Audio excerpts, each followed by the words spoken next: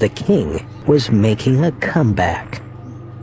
I just made a movie of the last tour that I did. It's the first live concert that we ever filmed, so that's my next project. It's coming out.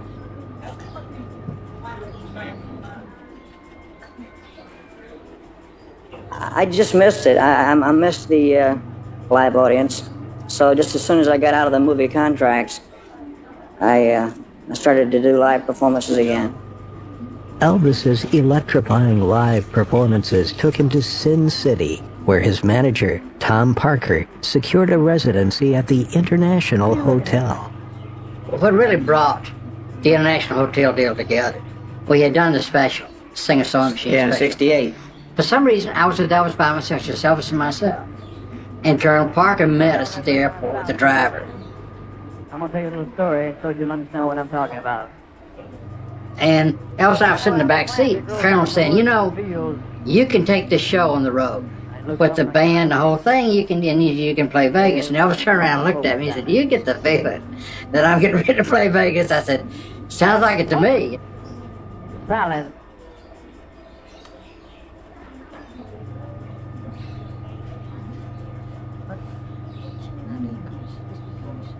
I'd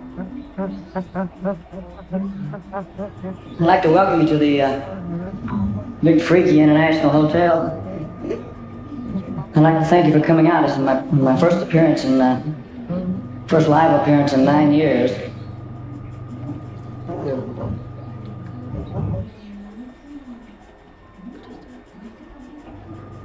I've appeared dead a few times, but but I really like it, and I hope you do too. From 67 through 71, he was dynamite. 72, he started falling apart. Yeah. The greatest pictures that were taken of Elvis was in those years, where he looked so phenomenal. 165, He was so, 170. he was absolutely scary looking. He was so handsome. He was just deadly. His spirits were up at that time, too. He was very high and he was spirited. happy about being in Vegas. That was a thrill, but he was stuck with it because Colonel liked the deal. He didn't like the idea of doing, 2 shows a night, sometimes 3, 7 days a week, and it bothered him. And it festered and festered and festered until the very end. He hated it so bad he wouldn't do it. We leave the studio and nobody can sleep for hours. Really flies. It takes at least 4 or 5 hours to even begin to unwind. And we usually wind up doing this type of stuff. It seems to be a kind of like a relationship going on stage. It's like everybody is a friend of everybody else on stage. And that's something very rare. I think it's because we enjoy it, and we constantly enjoy it, which means that we do 2 shows a night for 5 weeks, but we never let it get old. Every song is like we do it for the first time, and that's one of the secrets, Elvis had achieved everything he could in America and set his sights on performing overseas. There's so many places that I haven't been yet. I've never played New York here, I've never been to Britain either, I'd like it to, yes, sir. I'd like to very much. I'd like to go to Europe. Had he known he was going to Europe, he would have gone on the strictest regimen that anybody could. And I promise you, when we got off that plane in London, he'd have scared people to death. He looks down. Sure, like the satellite show. Remember how he got in shape for that? That's right. I mean, then he had a charge to do something.